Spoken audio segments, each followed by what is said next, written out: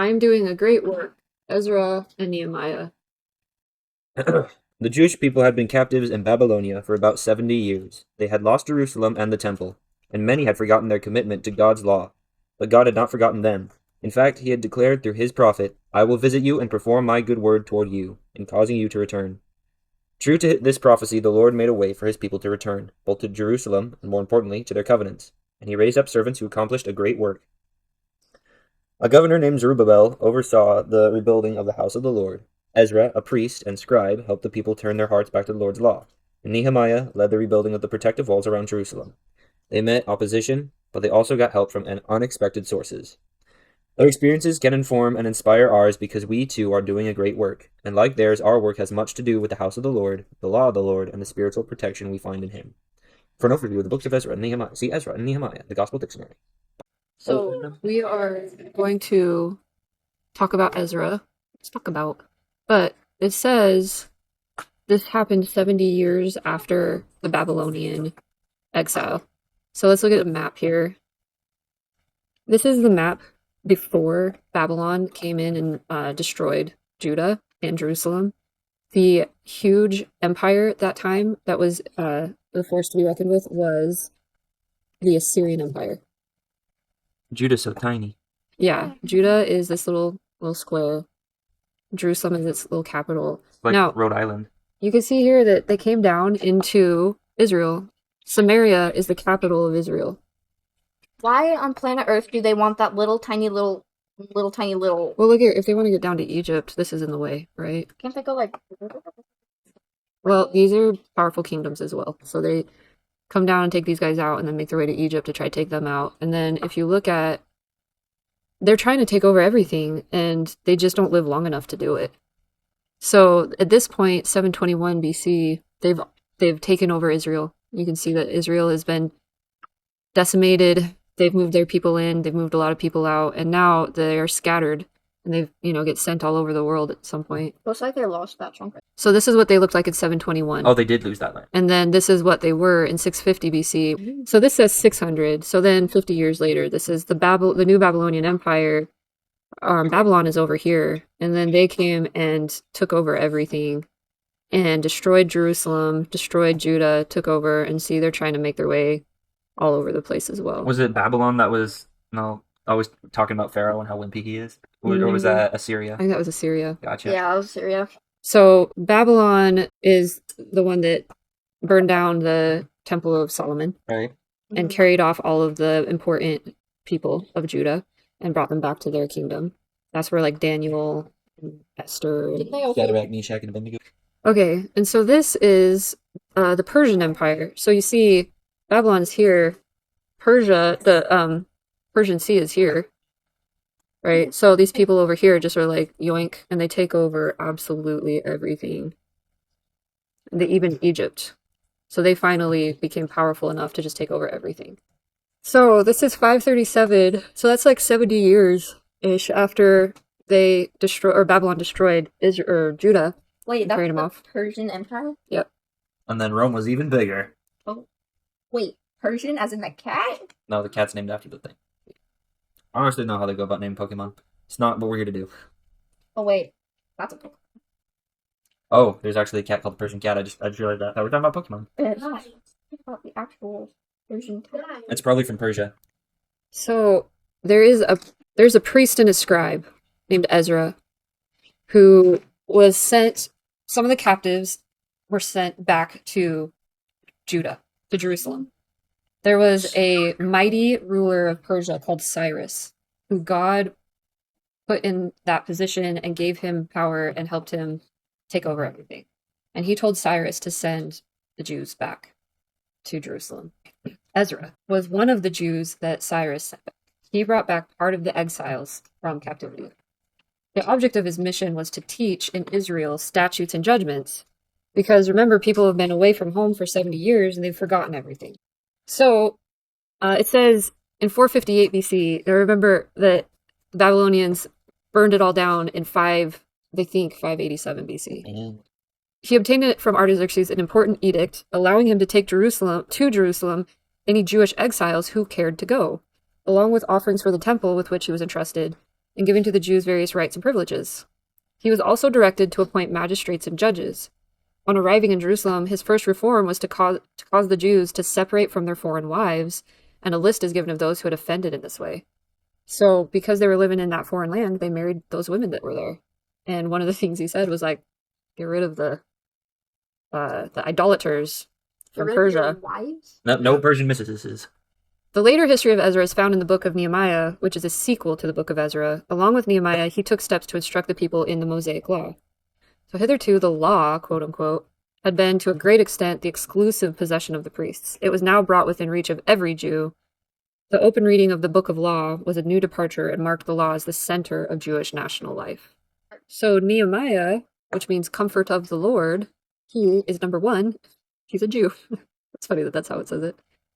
He's either a Levite or of the tribe of Judah, who held the important office of cupbearer at the court of Artaxerxes, from whom he obtained a royal commission authorizing him to rebuild the walls of Jerusalem. So the book of Nehemiah contains an account of the progress and difficulties of the work and its final completion. So it's interesting that Cyrus is not one of the chosen people. He doesn't convert to the religion, but he does have communion with God, and he does what God tells him to do. Who? And Artaxerxes? Artaxerxes or Cyrus, and according to the scholars I was listening to, he's well respected for being a good man. So he not only tells the Jews they can go home, but he helps them go home. He sends professionals over to help rebuild it, and he even helps rebuild it. So Artaxerxes is Pharaoh, basically Pharaoh, if he let the People go. Yeah. Well, I want to point out here that Pharaoh was super insecure. Yeah, he was. But I would say Cyrus, obviously, is not insecure. Nope. And look at the empire. Look at Cyrus's empire. He also had Egypt. He owned Egypt. He owned Pharaoh. Right. He owned So the guy. if you are all worried about holding onto your power with a vice grip, I think that it's gonna slip through your fingers. But if you listen to God and do what he tells you to do, and just have trust in that and have confidence in that, look at the empire he built. Okay, well, we're going to move to the first section of Come Follow Me. Ezra 1, the Lord inspires people to accomplish his purposes. After Persia conquered Babylonia, the Lord inspired the Persian king Cyrus to send a group of Jews to Jerusalem To rebuild the temple. to rebuild the temple. Here's Ezra 1, go ahead. In the first year of Cyrus, king of Persia, that the word of the Lord by the mouth of Jeremiah might be fulfilled, the Lord stirred up the spirit of Cyrus, king of Persia, so that he made a proclamation throughout all his kingdom, and also put it in writing. Thus saith the king of Persia, the Lord, the God of heaven, has given me all the kingdoms of the earth, and he has charged me to build him a house at Jerusalem, which is in Judah. Whosoever is among you, of all his people, may his God be with him, and let him go up to Jerusalem, which is in Judah, and rebuild the house of the Lord, the God of Israel. And he is the Lord who is in Jerusalem.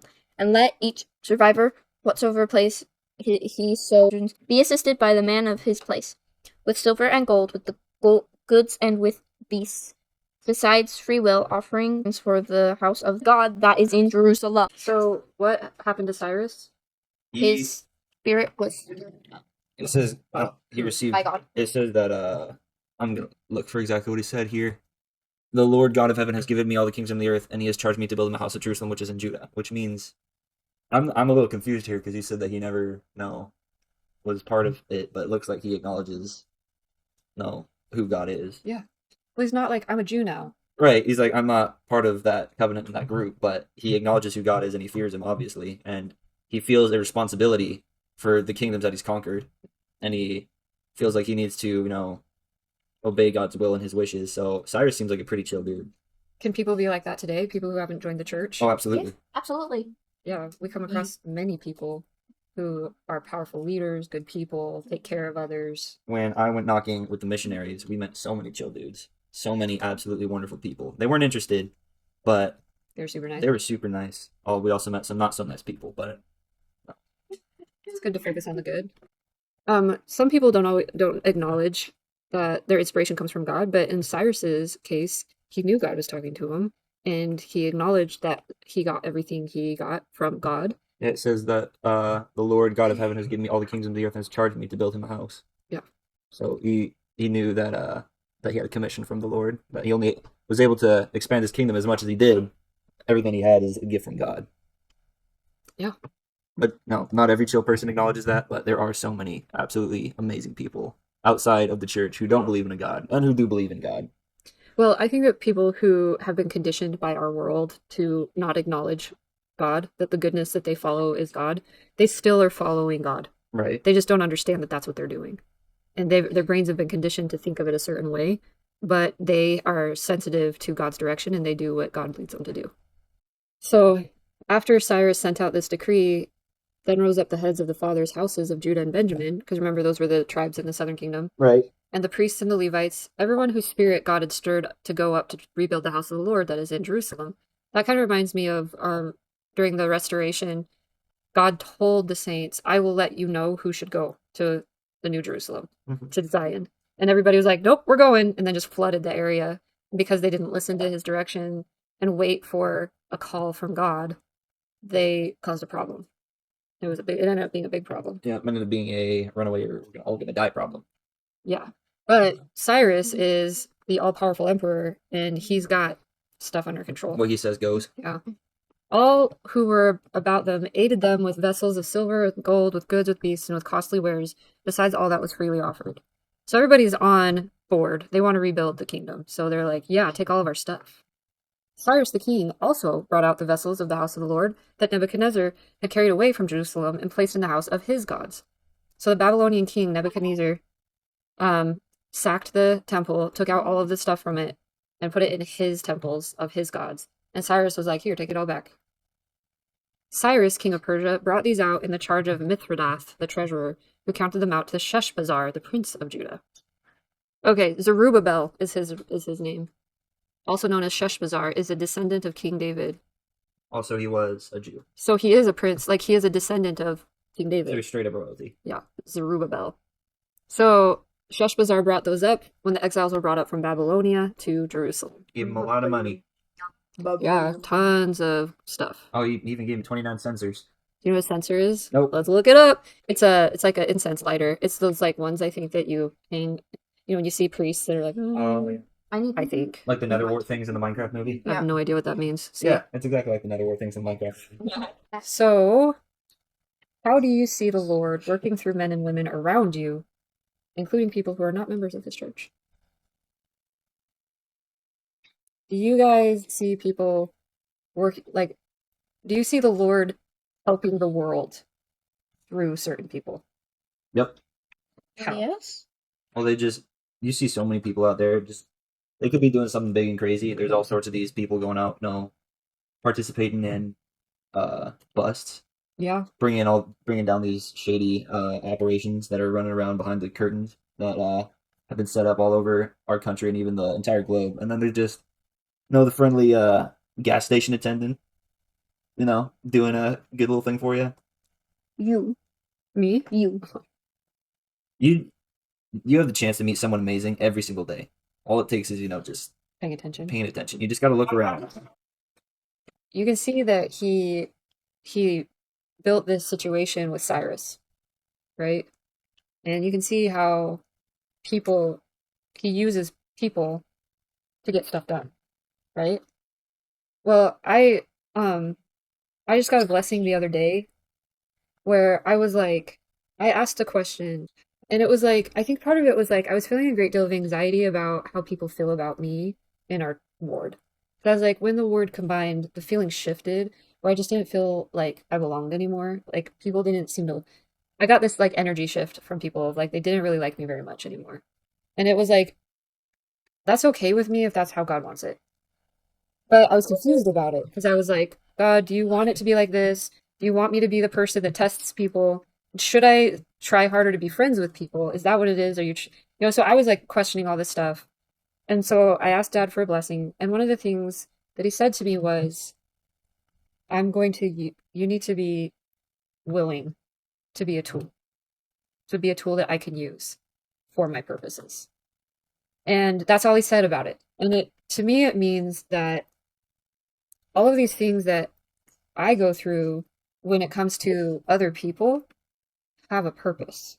And if I'm trying to do what he's guiding me to do, that's all that matters. It's not like I'm supposed to feel like good and powerful and everybody loves me and all things are bright and beautiful. It actually isn't going to feel that way all the time, because when you become a tool of the Lord, you are diving into the struggle in other people's lives.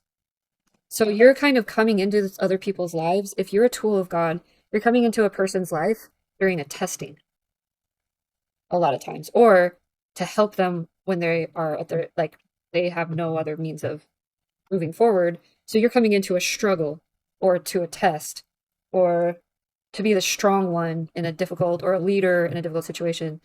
So a lot of times when you get on board with being one of God's workers on this earth, that's signing you up for work. And Cyrus, he gave the glory to God, and I think he was led by God, if I remember correctly. And he became the emperor, and he had all this glory and he had all this stuff, and that is true. But I think it's because God trusted him to do the things that he would tell him to do, and so he put him in that position so he would do them. All right, well, I think that was the end of the lesson. Unless you guys can think of anything else you want to say about I love people. you all. All right.